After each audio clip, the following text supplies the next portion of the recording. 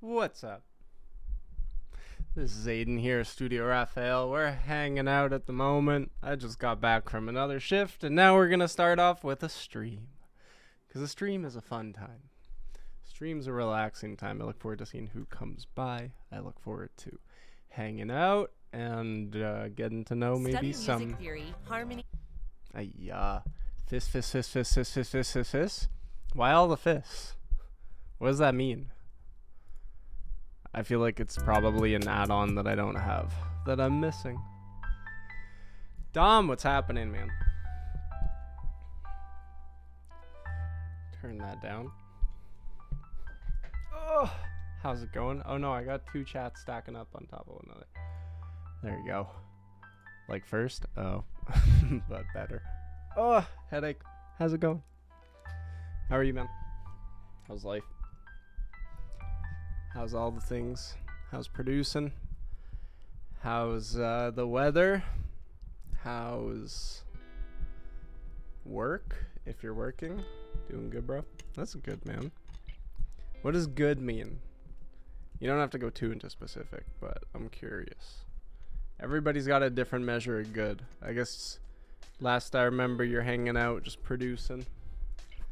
The Gov is sponsoring your creativity, and you get to do what you want to do. That's pretty cool. That's a vibe. Is that the word for it?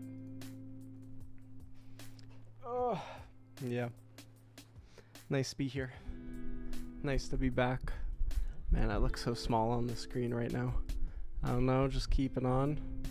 That's, I mean, I hope that that's a good feeling, is keeping on. Waking up with are you feeling refreshed in the morning? Ready to take on the day? Ready to make an impact in your musical community? Do something positive and important for the people around you. You don't have to. But, that's what tends to give me a sense of purpose. Just woke up. What time is it over there? It's Australia? Right? Feeling good. You're in Australia, right? Had my coffee. 8 a.m. Oh, nice. Rise and shine, baby. In Sydney. Why'd I search up your name? Sydney, Australia. Never been to Australia. It is somewhere I'd go. At some point, I got family friends who are gonna go live there in a couple of months for a couple of years. But yeah, I don't know. What's popular there right now? Is your traditional breakfast food toast and Vegemite? Doesn't have to be. Maybe you're more of a Lucky Charms kind of guy. I really loved my my French toast crunch growing up. I was walking through the grocery aisles the other day, looking at all the cereals. Wheat Bix? What are Wheat Bix? Oh. That's I'll be honest, they don't look tasty. But I can respect that they're probably a lot better for you than traditional cereals. As I was saying, I was looking at all the sugary cereals in the aisle and I was like, who decided this was breakfast? Honey Nut Cheerios, I think, are about as good as it gets in terms of a balance between not horrible for you and sweet, but everything else in those aisles is just like pure sugar.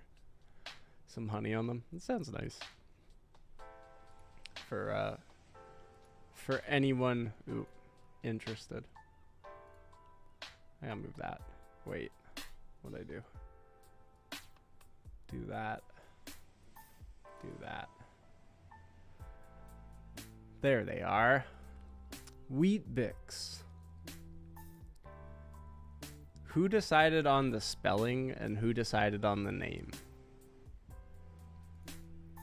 Where does the name come from? Not in images. Developed by Benison Osborne in the 1920s. Set out to make a product more palatable than Granos. A biscuit that was marketed by Sanitarium Health Food Company at that time. Devised so successful that in October 1928 sold the rights. Interesting. It has different spelling in England, I think. Of course it does. It's not the garbage, it's the bin. It's not the washroom, it's the loo. Yeah. I grew up with some British friends. The one of them when we were in grade 5, whenever he wanted Skittles, my classmate and I made sure that he asked for Skittles, but like in a very British way. So every time he wanted Skittles, he had to say, "May I please have some Skittles?" And it was hilarious to the grade 5s, or the two of us at least. I don't know if that's bullying. I feel like that's friendly banter, considering he went on to be one of my good friends throughout school.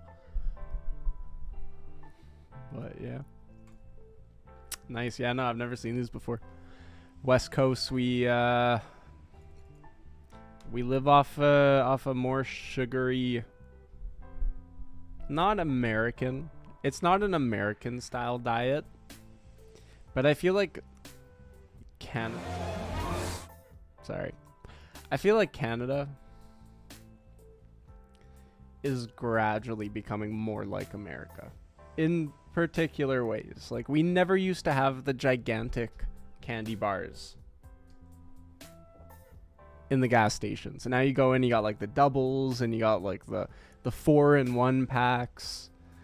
It's just so much sugar. Nothing tops the experience of Cheesecake Factory, though.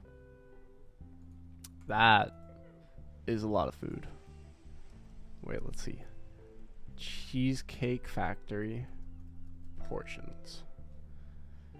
Reddit. There you go. That's what we're looking for. Why does Cheesecake Factory have such ridiculous portion sizes? If you've never been to a Cheesecake Factory restaurant, you won't understand. The portion sizes are insane.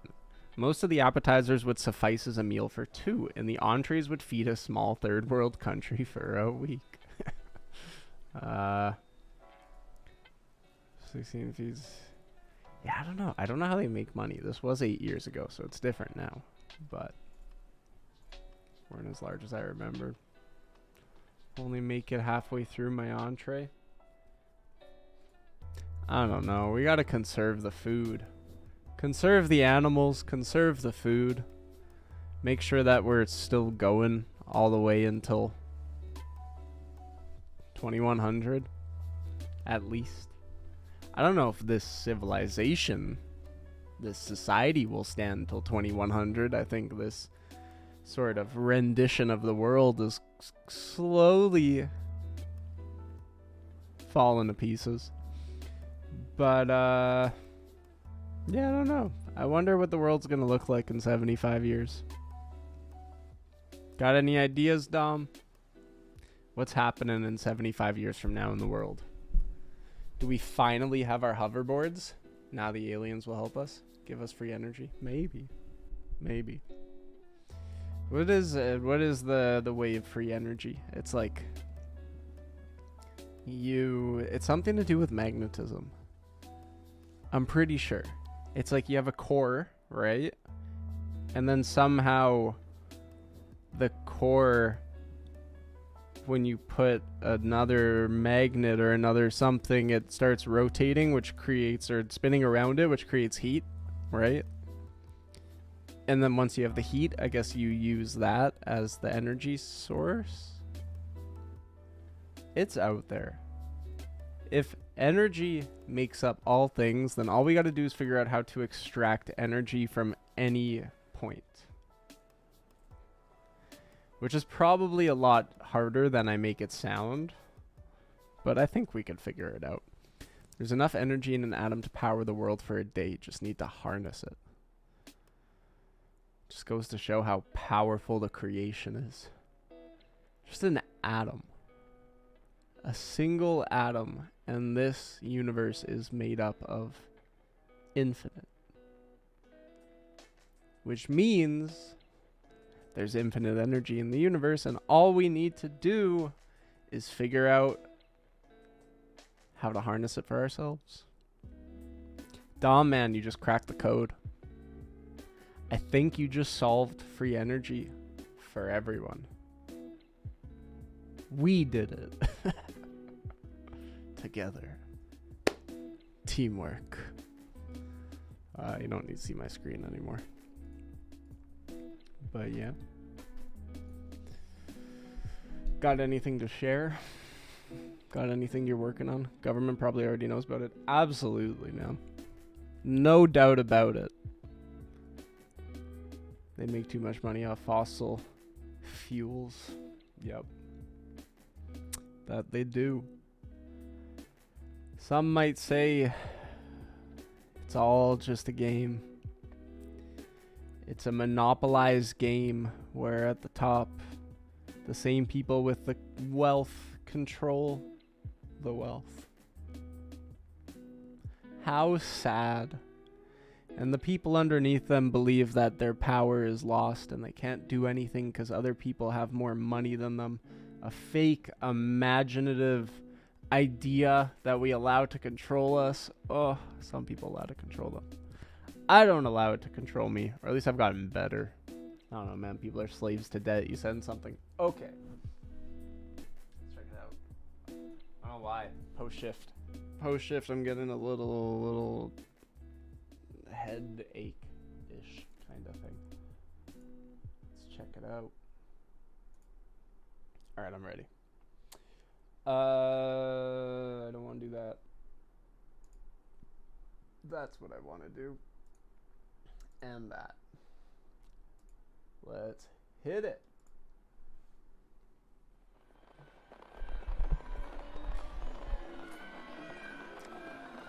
Death Grips meets Dom.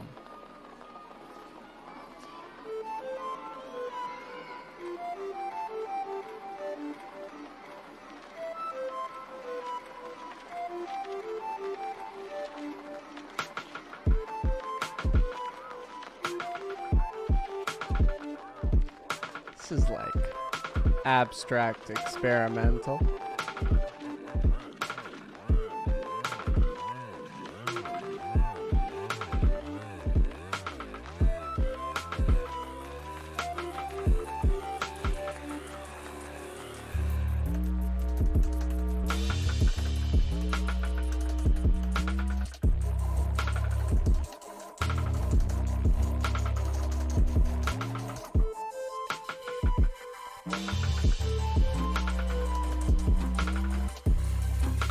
Can't really put my finger on it. It's really interesting.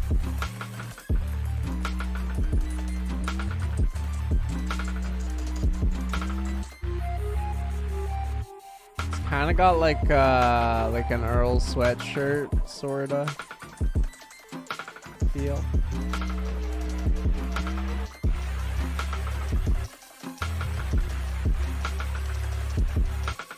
Oh, gee, my God. Oopsie daisy.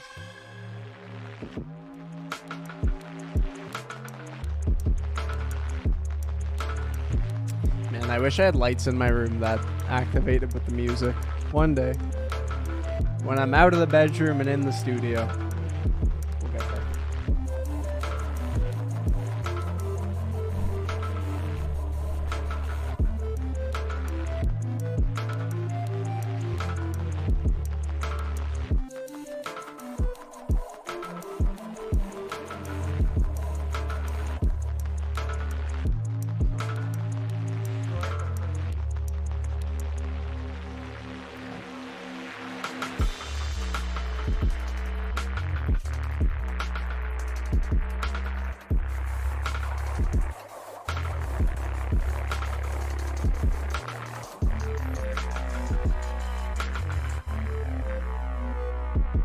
Be interesting to hear you dig into the textures even more.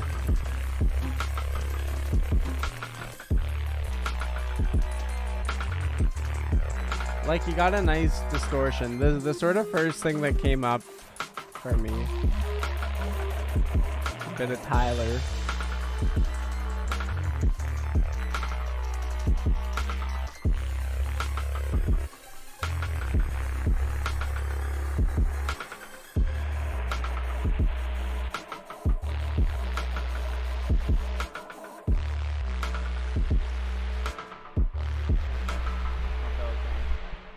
It's a super cool track.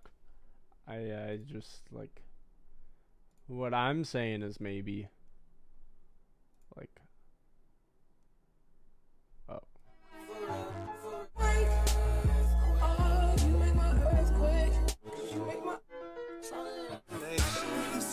don't know what the best song of this album to go with. Just like that. You got a rapper that wants to get on them, that'll be cool.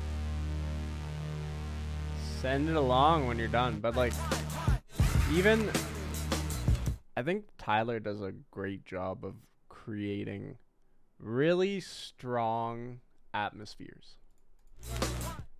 And I think that's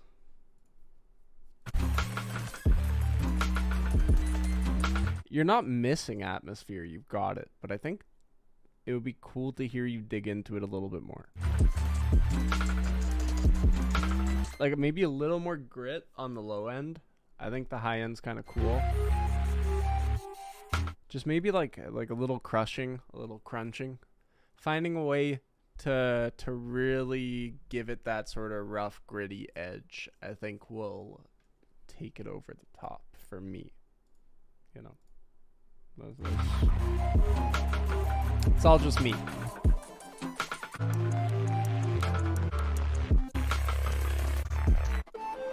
But yeah, I'm really interested to hear what that sounds like with somebody on top of it, because it's a super cool hip hop track.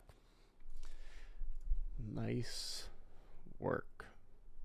How many songs you got, Dom? Popular. Thanks, mate. Of course, man. Thanks for always being here and for being a homie. Only 1 year? You started a year ago? No, you didn't start a year ago. I have a hard time believing you started a year ago. When did you say? You said you had a show coming up soon, right? Right? Started 5 years ago. Yeah, that makes more sense to me. Just considering how it all sounds. Just nutting out a live set? What is that? Oh, crap. What does that mean? That's a first for me, hearing it in those terms. Figuring it out. Yeah, that's honestly, that's why I like the DJing work so far, is because it's a lot of just like, there's an element of it like for the grads where you're developing a show that you kind of just take from one to the next. Sorry, I'm just adjusting the camera.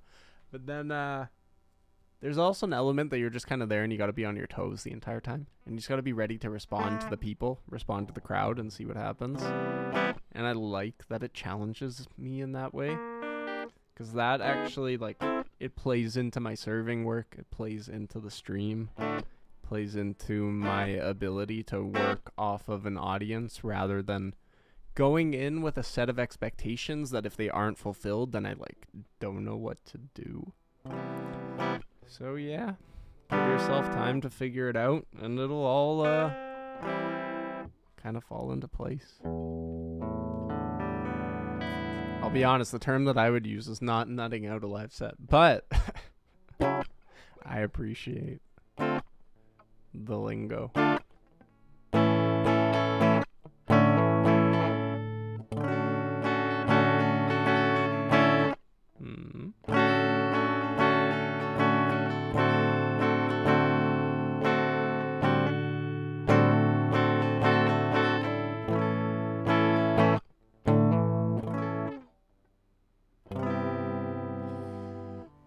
More things to do on the guitar.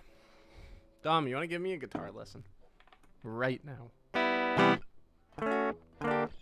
Wiktionary nut out. I mean, I don't know if I need to see it. I think I have a general idea of what it would mean. is Australia, New Zealand informal. Oh, like a crazy person. See, West Coast culture has me hearing the word nut and thinking different. For better or for worse? Probably for worse. Everything loses its innocence. You can't say anything without people making it sexual. For lack of a better term, I reacted the same way first time I heard it. Yeah. Today at my other job, I can show you a great guitar video I used to study. Sure. That'd be cool.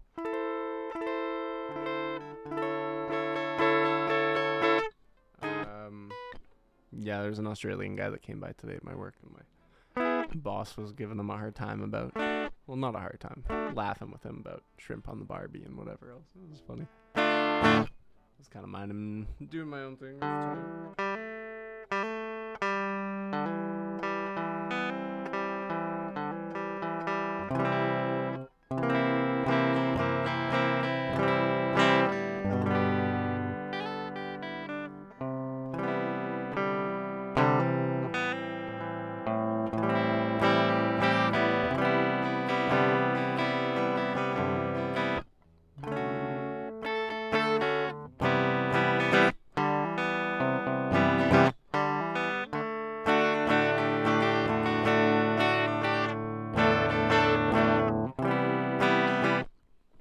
It's like finding a nice balance between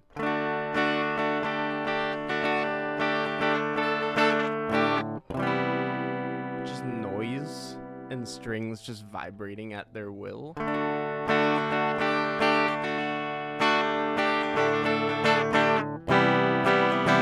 actually creating nice sounds. Sorry, my webpage crashed for a second. That's fine. I'm happy talking to myself. But bank this vid. Bank. That's another one. 5 hours. Dang. Oh, the only thing worse than playing over one chord is playing over two. Hi everybody, John Villo All here. the and modes, to different most likely scales. my last Alan Holdsworth lesson video that I'm going to do, unless something new pops up like one of his scale chart things. Playing, for one tapping, of his tunes. syntax, and I apologize tunings. for how long his videos take. Fifths, It's been fourths, about a year and a octaves. half Oh of my transcribing gosh. everything and getting everything in order. So I really hope it's worth it, because I'd be really upset if anyone was kind of disappointed with this, but I'm doing the best that I can. What I've done is I've transcribed basically Where'd you every find this? fast line that Alan played in any one of his solos over his a 40-year career from about 1980 to 2017. Alan Holdsworth.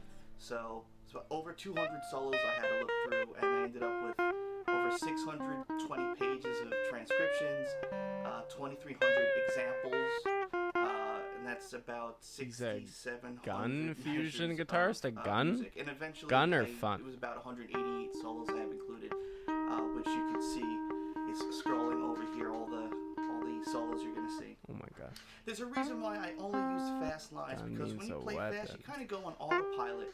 So that's where I was able to kind of see certain shapes that Alan was using, how he might see the neck, and looking for kind of patterns. Because when you're playing really slow, you can basically do anything. But when you're playing really fast, you kind of have to follow some sort of form.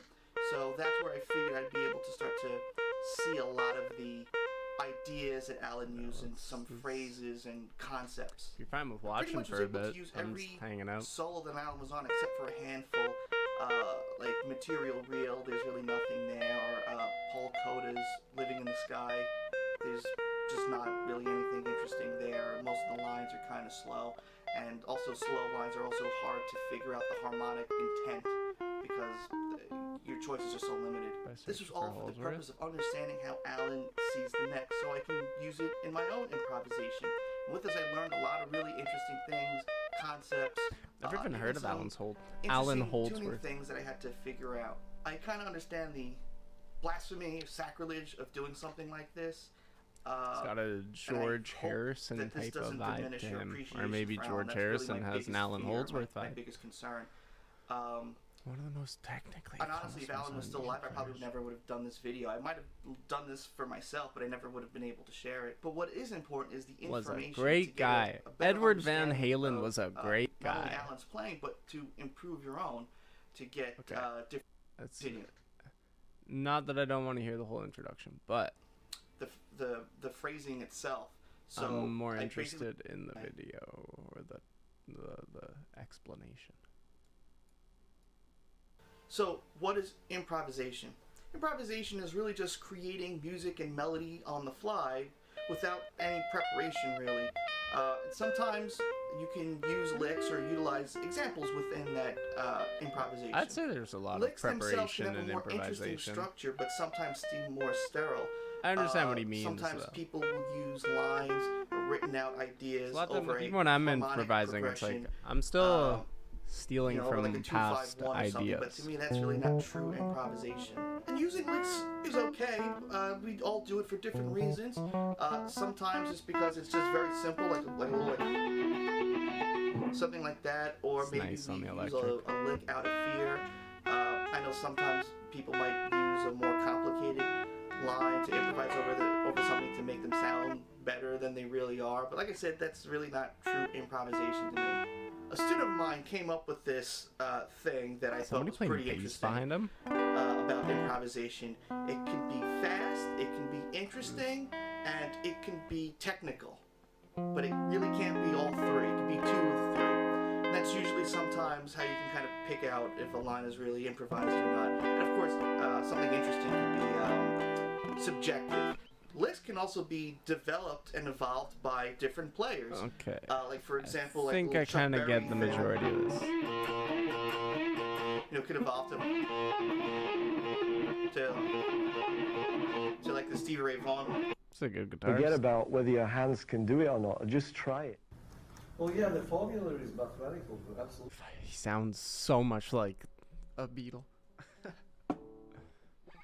Before we get into the lines, I want to talk about how I think Alan thinks of harmony and also why some of his solos are so hard to follow to begin with. Alan is one of the I don't know, best man. I self-taught stick guitar in players the ever. And the because he's self-taught, he was Ionian able to think of things scales. differently. And part of that is yeah. Go to the scale the shapes. beauty of it is its simplicity. It's just Alan made it. I'm interested as in this part about complicated how as he it thinks could of be scales with and a very, harmony. Very simple core to it. Even when it comes to scales, Alan had a very mathematical approach Ionian? to it. Which if you watch Should I his, start with instructional Ionian? Video, Sure. Just a major scale. so with no I don't know. surprise, the plain old As soon major as you start scale, getting to like the is the Locrian scale that scale Alan and stuff, used the I'm most because it's the most consonant and nice sounding. a little So lost. again, Alan doesn't really.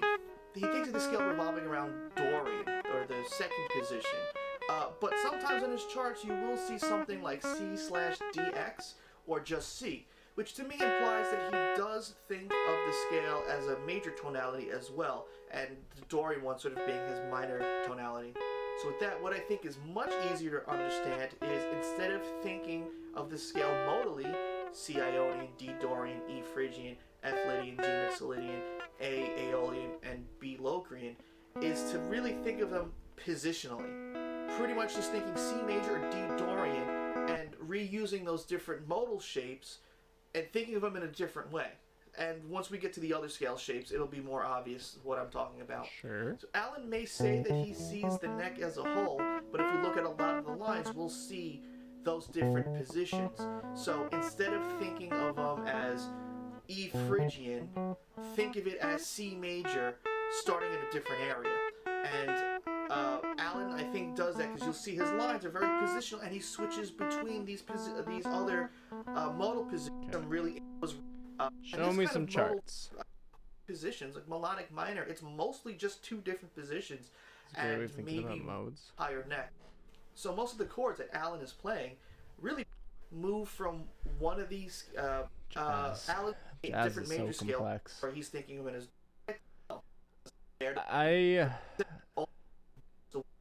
to it how I think Alan is relating it to either major or Dorian, and I I don't suggest you do the necessarily same learn by on that. lots of words. So this is how I like to think see it. Alan Here you thinks go. of This is what I the want major to see. scale, that Ionian position. And interestingly enough, I was already familiar with this position because I actually saw it about over 10 years ago in Sean Lane's instructional video. So a good exercise for that is this.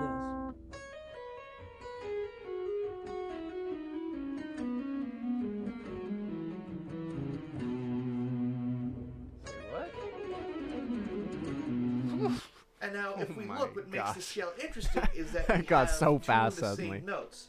We have. So I'm playing this G, but now instead of moving up to A, I'm playing another G. And what was interesting to me is I never thought of playing the scale like that. And of course, who says you can't? So a lot of these different scales that are positions that I'm going to show you often have some sort of unison note. And again, we can look at the symmetry between Where two whole was steps, this two note? whole steps, a half and a whole step, and then the same thing again. So with this, you can come up with a lot of really interesting phrasing because of that What? doubled G note.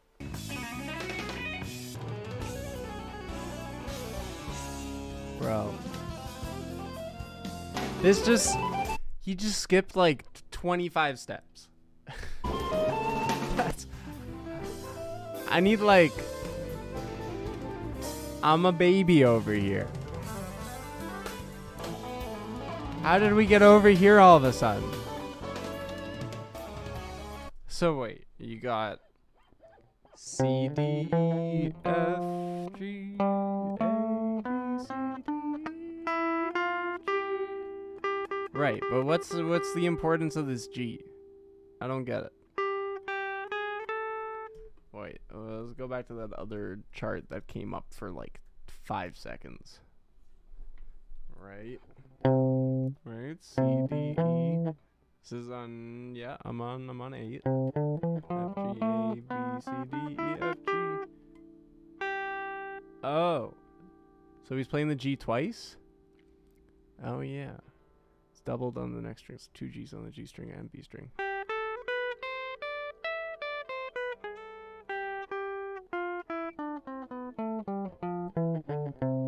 So what's the importance of that?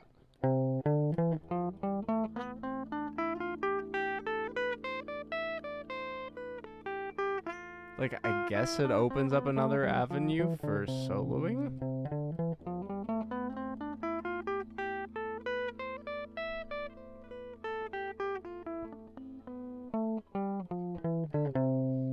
Good for phrasing.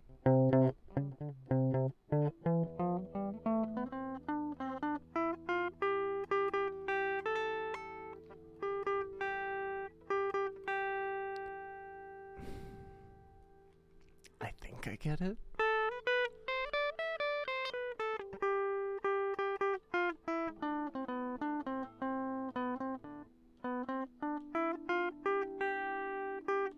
Like, am I supposed to? I mean, there's no supposed to, but is it asking me? Like, why would I worry about doing that versus just?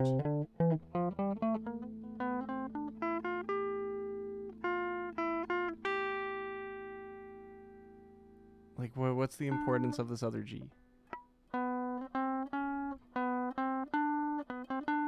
Can't see your guitar. Yeah, fair enough.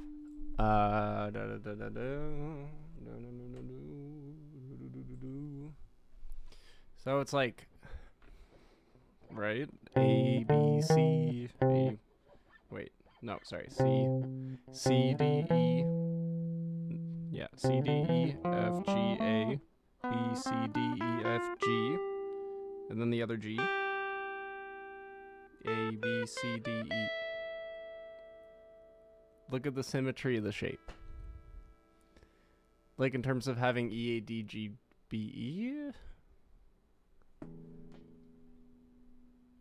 What symmetry?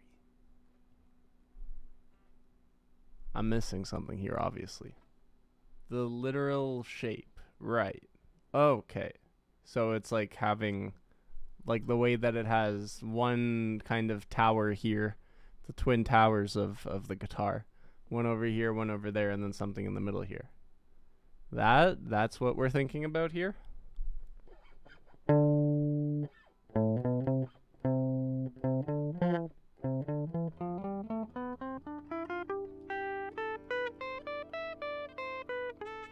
jazz that makes it appealing, because it's easier to remember. Sure. So then let's say at A.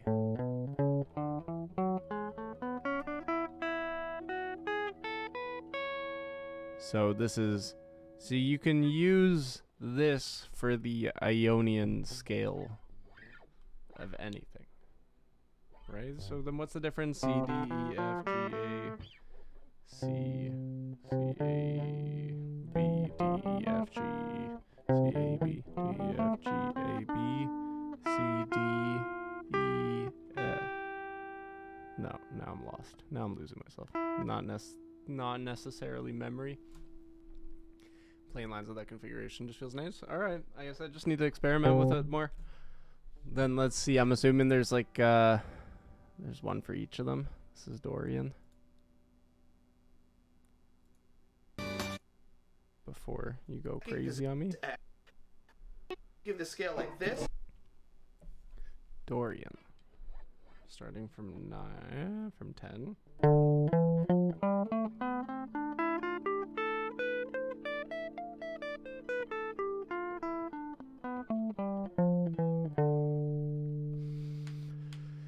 See, as soon as you start getting into like the modes of modal jazz, that's where it, I'm not gonna say I necessarily get lost, because I understand the modes.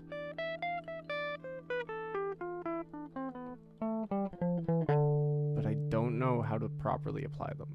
If you see the notes on the D and E string, it's part of the same shape you were just playing.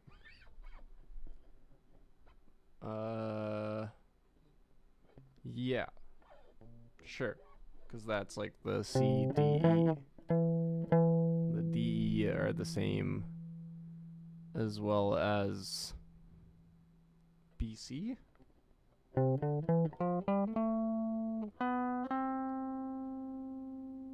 B, C, D. E, F, G are the same. Interesting. So you're just sliding over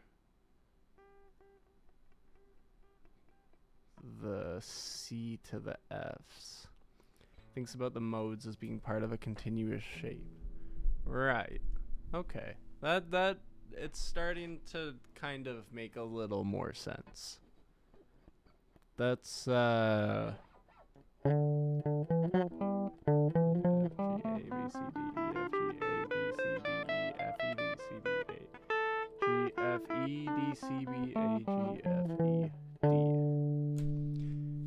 It's okay, wait. Now just for the sake of seeing it Phrygian. Just so that maybe I'll start to register it a little more. So this is D, E, G. Something's off. What's that? But the notes will sound different for each mode because they relate to the root differently. Yeah. No, I mean that makes sense, but it's just kind of like, for me, I tend to be a visual learner, or I like to have some sort of visual understanding of it. So knowing how the modes work their way through the fretboard is what I'm trying to figure out mentally. So it's one shape but different flavors. D, E, G, G, A, B, C, C, D, G,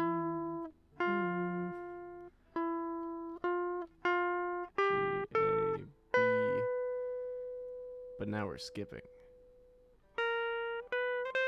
C, D, E.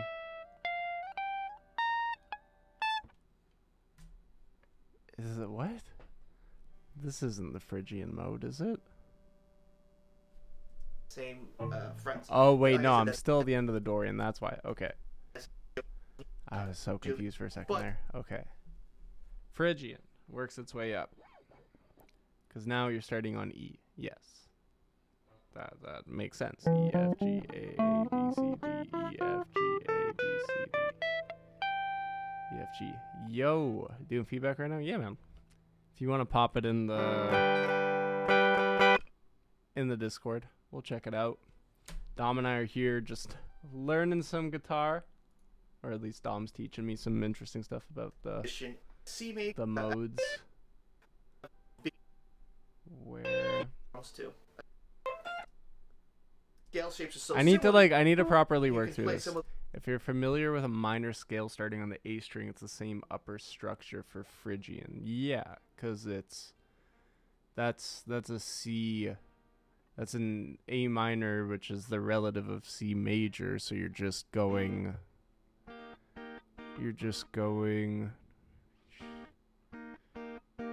No, but you're starting on E. I feel like I've learned this somewhere, that the Phrygian mode is related to the relative minor of the major. So many words. But you're going, because your minor scale would start your C major, relative A minor, E, F, G, A, B, C, D, E, F, G, A, B, C. A, B, C, A, B, C, D, E, F, G, A, B, C, D, E, F, G, A. Minor. Yeah, no, I need to work through this again. Like, can you play A minor scale starting on 12th fret A string? Probably. A, B, C, D, E, F, G, A, B, C, D, E, F, G. A, B, C, D, E, F, G, A, B, C, D, E, F, G. That's E Phrygian.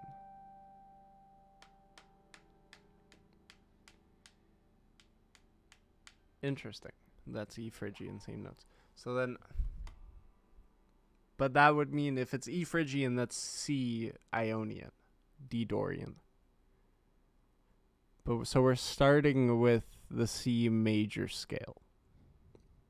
And then the Phrygian mode of the major scale is the same notes, has the same notes as the relative minor. Oh man, that's what I think about when I play Phrygian in that shape. Is that A, B, C, D, E, F, G, A, B? Wait, A, B, C, D, E, F, G, A, B, C, D, E, F, G. Ooh. Wait, let's see what his diagram was again. Before, I don't even want to worry about Locrian right now. I would just probably, oh no. If I got into the Locrian, I would lose all sense of well-being. Right, because A, B, C, D, E, F, G, A, B, C, D, E, F, G. Man, it's crazy how complex. Like, simplistically speaking, here, I'll turn the camera back up so I can. Like, this is something that I'm trying to figure out how to teach better. 'Cause realistically speaking, playing an instrument is extremely easy. All you gotta do is put your fingers on it and like play the strings. The word play doesn't imply playing well or being an expert. It just implies playing. You don't have to be good at tag to play tag. So in the same sense, it's like it's important for me to inspire a sense of fun and play in the creative process. Otherwise people get too caught up in like the technicalities of learning. When in reality, like, if you can't just sit there and have fun with the instrument, which is what I'm teaching myself again, how to just have fun on the instrument,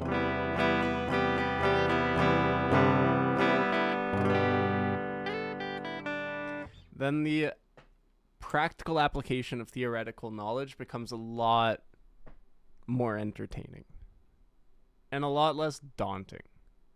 Learning an instrument becomes less daunting. When I practice, I just solo over beats. Yeah, I like those ones you shared the other day, man. I would definitely check more of them out and think about connecting those shapes. I actually think it's like, I mean, there are a lot of backing tracks on YouTube that you can find that, you know, give you the general gist of what to play. But I don't know, having some sort of backing track that also gave you a visual guide of the notes that would work well in the scales over the fretboard. I think that'd be pretty cool. I think that'd be a good learning tool. Dom, let me know. All right, Zig, Edge. Check it out. You're on the edge, my man. Hopefully not a bad edge. Hopefully the good edge. Whatever that means. Haven't made any more of those, sorry? No, man. In due time.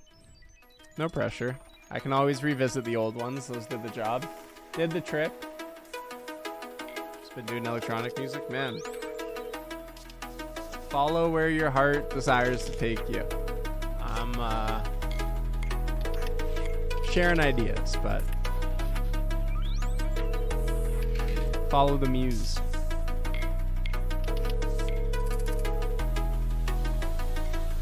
Cool intro. Whew. That's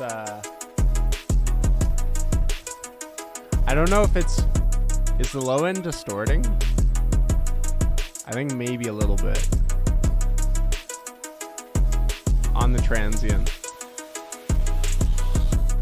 It sounds like it's cutting everything out a little bit. But it would be cool to hear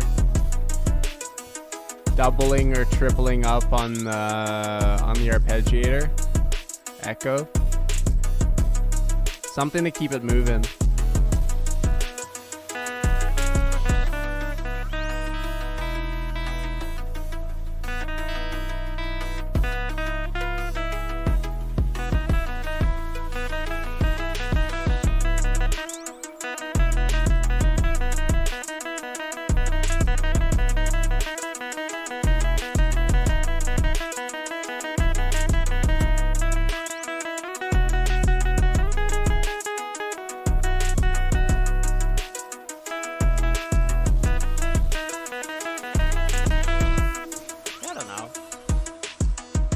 Finding more ways to make it move.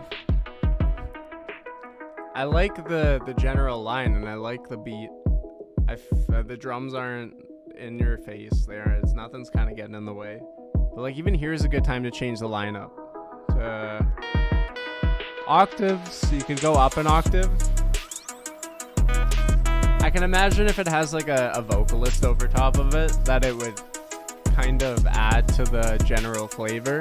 And maybe I wouldn't be hearing it so much. But yeah, watch out for the distortion on the low end.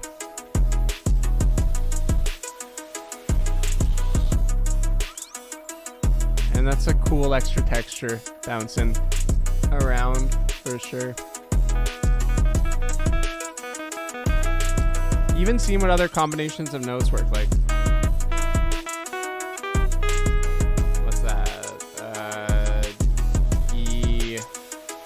Sharp A. I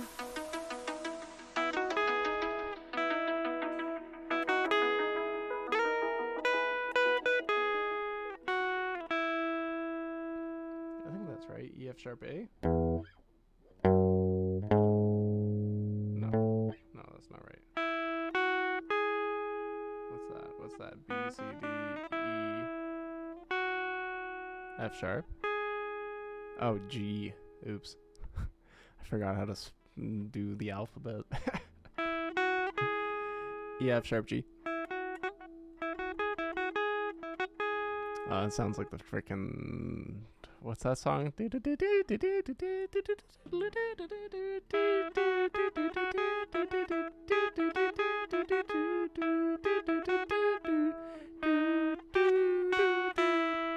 That one. What's that called again? The Barbershop Quartet something. But yeah, no, Zig, it's a super cool track. I think just find ways to mix it up and keep it interesting and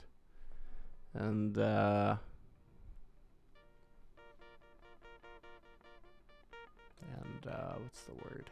Not complicate. Perfect the listening experience. Make it fully unique to Zig. That's the word we're looking for. Unique in everything we do. Unique and authentic in everything we do. I should put that on the wall. That's going to go on the wall in the actual Studio Raphael, maybe. Unique and authentic in everything we do. If we're being true to ourselves, who's to tell us otherwise?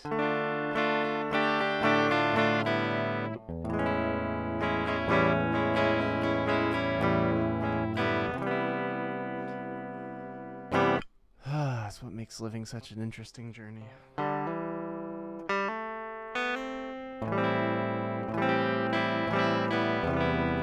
unlimited potential to become more of who you are. I don't know if you have another track, Zig, if you want to. You don't have to. I'm starting to put up the streams onto the YouTube as a way for people to follow suit. I don't think any of my streams will likely be longer than an hour to 2 hours. Just to generally keep myself sane, and also because, I don't know, it doesn't need to be longer than 2 hours, does it? Does it really? Does anybody want to watch something that's longer than 2 hours? I can barely sit still for like an hour and a half, maybe 2 hour movie. If it was a 2 to 3 hour stream, I'd lose patience. Or at the very least, I wouldn't watch the whole thing. And like, I think it's important for me to cater an experience that people would want to be a part of from start to finish. Otherwise, it's just like, I don't know. It's just pushing it. You don't need to do a 5 hour stream. I don't need to do a 5 hour stream. I can do 2 hours, make it fun, make it entertaining, make it exciting, interesting, engaging, and then leave and have people wanting to come back for more, myself included. Because I enjoy it more when I'm in the entertainment zone myself. I feel like that's something I'm really having to learn more about since first starting. When I first started, I kind of struggled to express boundaries.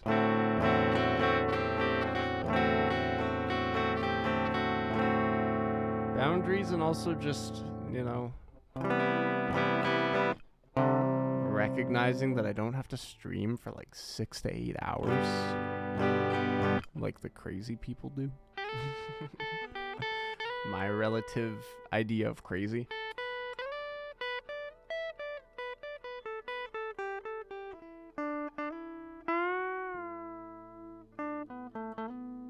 Nah, 2 to 3 hours is good for me.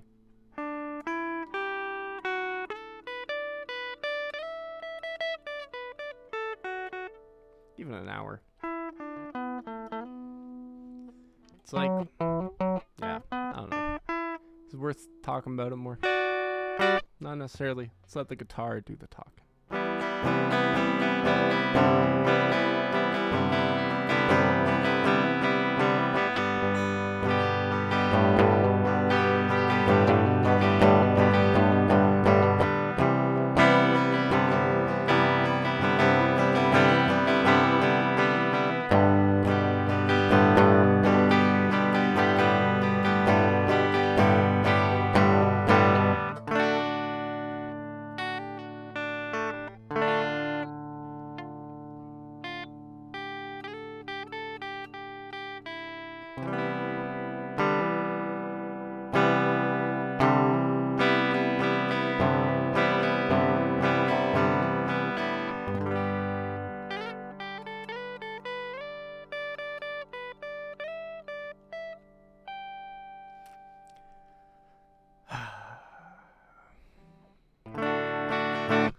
This is Aiden, Studio Raphael. Just enjoying, hanging out, playing some music. You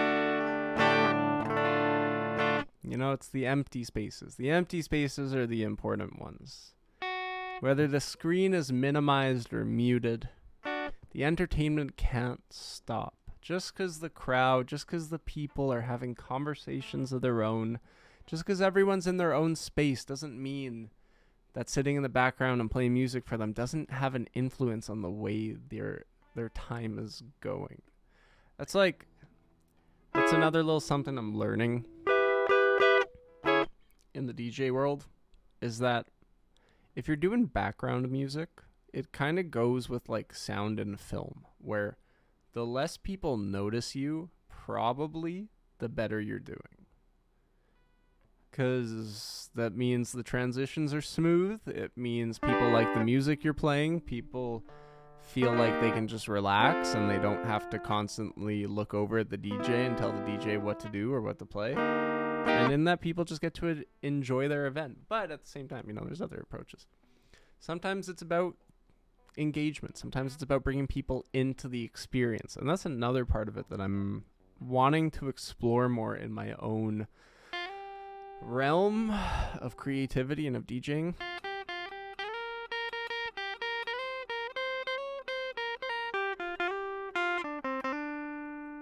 How to create the most exciting, fun, engaging, interesting experience.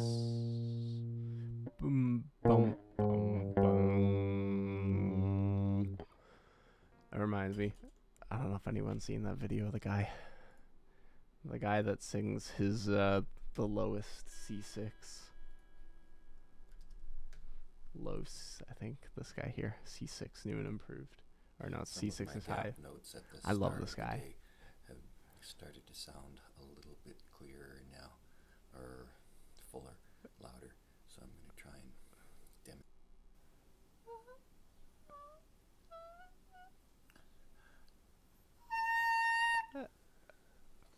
I respect him.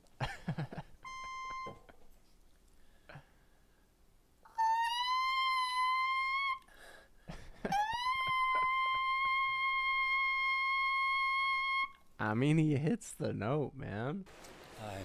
There's one that he has that's so good. Popular.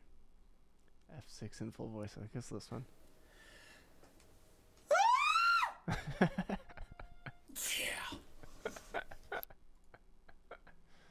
Go, Ivan. Go, Ivan. B-movie danger codes. Jordan Peterson in my bookshelves. The B-movie magazine time puzzle. Lockdown's breathlessness, Trump, and power reversals in Smallville's 2004 transference. I feel like he's way ahead of the times. The B-movie smoking pun. He is a very big thing for the B-movie. Ivan, if you see this, man. I'm just intrigued. The Shining's Eden. C6 Plus, When Gods Go Broke. Hades in the News. Who's on first in the Bible? One last video. See one.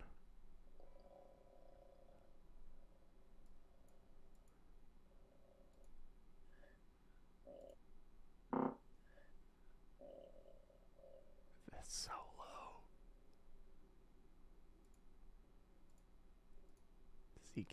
I think he gets it. There's no reaction. Come back, Ivan. We need your sweet voice. Actually, very impressive. Yeah, honestly, I can't sing that low. What's the low?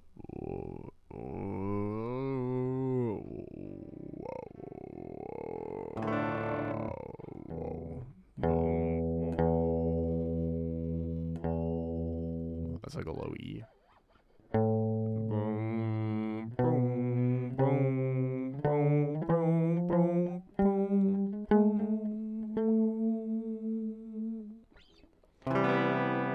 I want to sing more full voiced.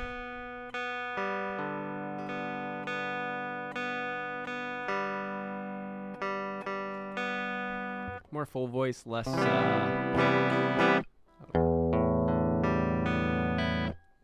going a falsetto.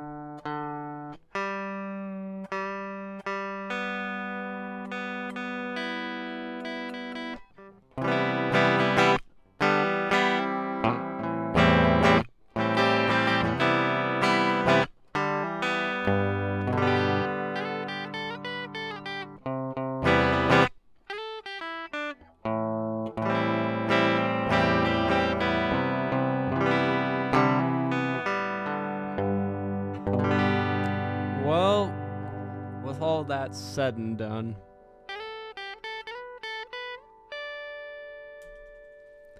I think that might be it for today.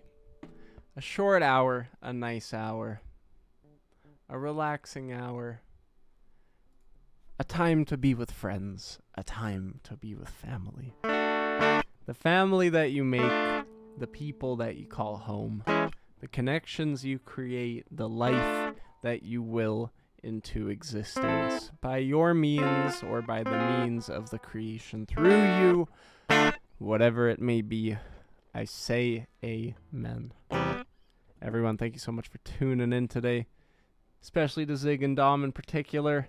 This is going up on YouTube. If you like what you're seeing here, obviously, give a follow, leave a comment, chat, get engaged with the creative and developmental community of Studio Raphael that we are working on playing and creating and building and getting to that space of just sheer, unique, authentic creation grounded in a love for life and all those beautiful things. So, once again, my name's Aiden. Thanks so much for tuning in. This is Studio Raphael. And, hopefully I will see you around the studio sometime. Take care.